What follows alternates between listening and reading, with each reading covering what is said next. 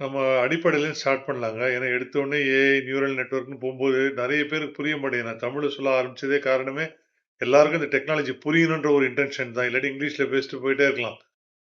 So அப்படி பார்க்கும்போது நம்ம ரொம்ப அடிப்படையிலேருந்து ஸ்டார்ட் பண்ணணும். எந்த அளவுக்கு அடிப்படைனா, ஒரு கம்ப்யூட்டர் எப்படி இயங்குது?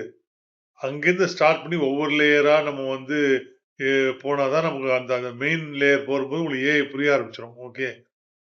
கம்ப்யூட்டர்ல audio file, video file, text, excel file, word document நீங்க என்ன கிரியேட் பண்ணாலுங்க, இத நல்லா ஞாபகத்துல வச்சுக்கோங்க.